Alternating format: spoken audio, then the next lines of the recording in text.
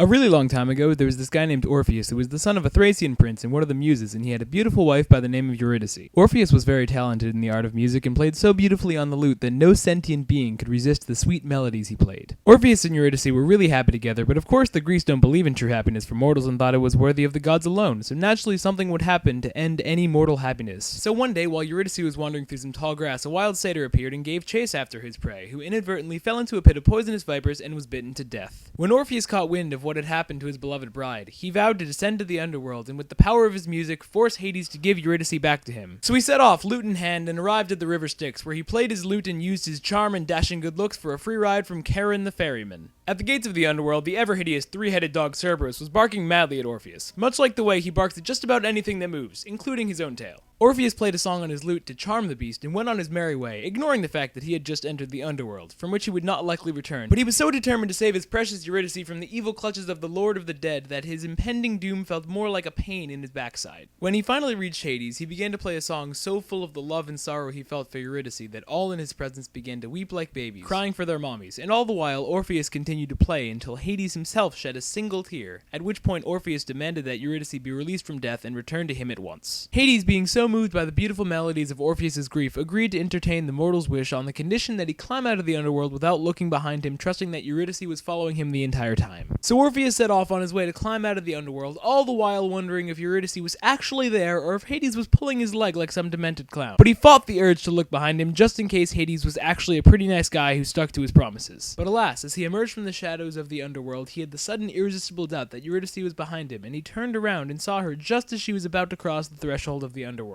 Orpheus reached out in a desperate attempt to grab hold of Eurydice's outstretched hand, but to no avail, for he had broken the conditions of Hades' offer. And so Eurydice was dragged back to the underworld just as easily as the boulder slips away from Sisyphus and rolls down the mountain. Orpheus tried again to enter the underworld, but the gods stopped him, for they felt that no mortal should be able to enter the underworld and escape alive more than once. So in a fit of lonely desperation, he decided to wander through the wilderness playing his lute until one day he came across a band of wild maenads who seemed impervious to his music, and much preferring to rip him apart limb from limb and proceeding to throw the remains of his body into a river. The Muses found his head on the shore of an island and buried it in the sanctuary present there, and then went out to find the rest of his body, which they buried at the foot of Mount Olympus, where the nightingales now sing more beautifully than anywhere else in the world.